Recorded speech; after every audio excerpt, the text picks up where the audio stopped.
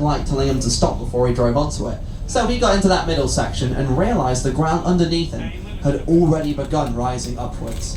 Now, he had a split-second decision to make in this moment. He had a bus full of passengers. Either you reverse, hit the brakes and just wait patiently, or get your foot down, hit the accelerator, speed up, use it as a ramp and jump the gap over the River Thames. Now, Albert, he decided to go for option number 2. He sped up, he drove as fast as he possibly could, but sadly, he wasn't quite fast enough. He plummeted through the gap in the middle, fell into the water below, everyone drowned, and it was a national tragedy. I'm only kidding. No, that's not true, don't worry, I'm only kidding. He cleared the gap in the centre and he landed safely on the other side of the bridge. Sorry, that was too good of an opportunity just to watch your face drop. But no, he did safely jump over and he landed completely on the other side. No passengers on board were harmed or injured whatsoever. And there was even a couple on board who got married later that year. They then even invited Albert to be the best man at their wedding, and he actually drove them there in the exact same bus that he jumped over the Thames in as well. How cool is that? He's the only person to ever do it in all the bridge's history, and it was a 12-foot gap as well, so pretty impressive stuff there. Sorry, I've really ruined your day with that one, haven't I? That's great. I'll move out your way as we're coming closer, just so you can get some nice shots of it without me in the way as we pull through. And then actually I might go downstairs for a little bit and say hello to our friends on the lower deck, and then I'll come back up in a few moments. Hello.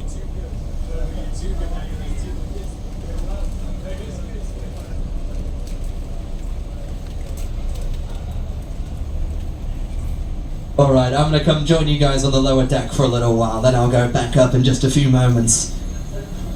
My good sensible friends down here in the warm.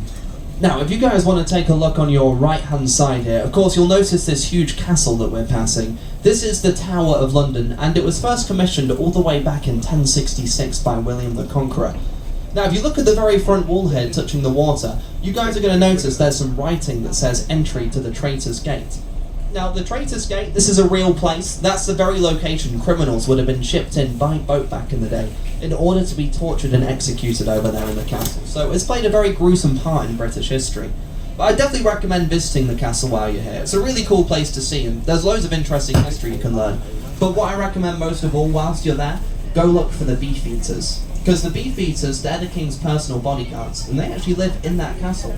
And as part of their life living in the Tower of London, they're actually completely obliged to offer you a full guided tour, completely free of charge if you go up and ask them.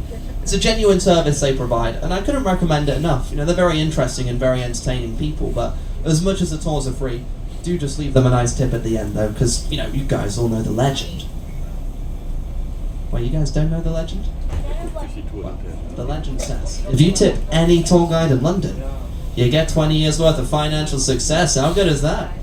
It's a real legend. It's applicable to any tour guide. You know, it's just a fun fact to remember at the end of your cruise. I don't want to see you guys missing out. Well, anyway, swiftly moving on.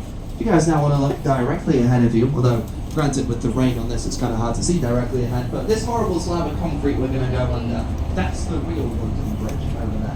I understand probably quite disappointing considering how famous it is, but yes, this is the actual London Bridge. There's a good reason it looks as disappointing as it does, though, because I assume you all know the nursery rhyme the road about it. You know, London Bridge is falling down. This one's version number 6 that we've had throughout the years, so we have had to replace it a lot of times throughout this history. But interestingly, version number 5, the one before this, never fell down, and it still exists. It's no longer here. It's over in Arizona in America now. Because basically what happened was, it was sinking under the weight of modern cars, and it's going to fall down like all the other ones. The problem was, we didn't have the money to pay for a new bridge to replace it at the time. So we had to come up with a clever way to raise the money. This is why we had a genius. Because we realised everyone always thinks Tower Bridge is London Bridge. They always get them mixed up. Tower Bridge is really famous. They'll pay loads of money thinking they're getting that one. So we decided to put London Bridge up for sale, but don't put any pictures with it. This is the London Bridge. Buy it thinking they're going to get Tower Bridge. We think it's worth a go. In the worst case scenario, we're just in the same position we are now, so we might as well try it. And luckily for us, someone actually fell for this trick. It was a businessman from Arizona by the name of Robert McCullough.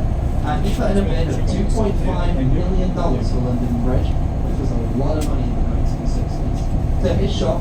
No one else wanted it though, so he won it and he got it shipped over individually, brick by brick, all the way to America.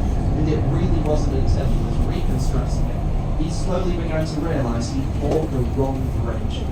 We were very happy to never correct him on that mistake, and this new London Bridge was free of charge. So you can't go. Ciao. That's your Robert McCulloch, then it's not the best deal, but for us it worked out pretty great, so we certainly can't complain.